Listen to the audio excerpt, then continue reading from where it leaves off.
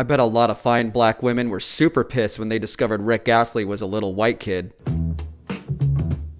Welcome back to the Watch Party. I'm your host, Gene. How could HBO f*** up so bad with the season finale? Wow. You ever go on a date where the person was such a piece of shit that you ended up ditching them with the bill guilt-free? That's the kind of feeling this finale induced. So here's the review. Damn horrible. Don't waste your time unless you want a good laugh. We're talking as bad or worse than the last season of Game of Thrones. In fact, Raised by Wolves is a reflection of the entire Game of Thrones cycle. Congratulations, HBO. You did it all in just one season. You want to hear someone trash this disaster for the next few minutes? I'm your Huckleberry. We start our talking in 3, 2, 1. Before the pain begins, shoutouts and recognition go to the amazing actors, music, set, and sound design. It's apparent these professionals are at the top of their game. That being said, someone had to know they created a masterpiece only to destroy it with a fucking wrecking ball. This finale was so wretched I went to bed angry. Angry we were misled. Angry we wasted our time. Angry our maiden voyage was a Titanic. Angry I was out of beer before the episode finished. But what choice did we have? After that amazing first episode, we had to cover it. Hell, HBO themselves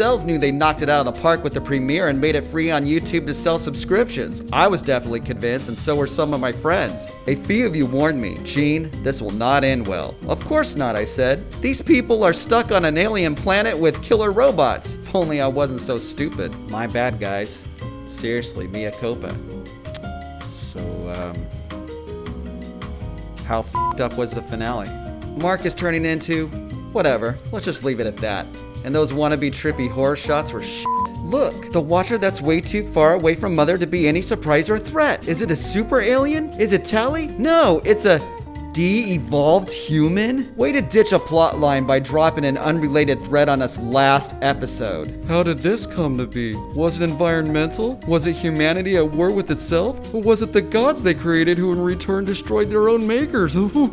I am sorry, but the correct answer is no one gives a f***.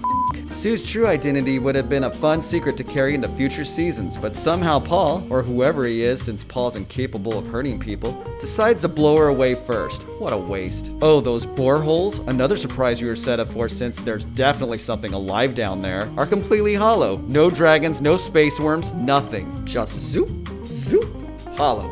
And Mother and Father's sacrifice had to feel like this emotional, monumental event because the music was like, for the kids, slow motion, no, what the fuck? That was all pointless, because they lived through liquid hot magma. There has to be at least one more Austin Powers movie. And the snake, serpent, Satan, or whatever you want to call it was stupid. Remember the temple? They didn't. What about the Mithraic prophecy? Was there anything to those creepy symbols they kept teasing us with? Gene, they want to leave some mystery open for next season. Next season?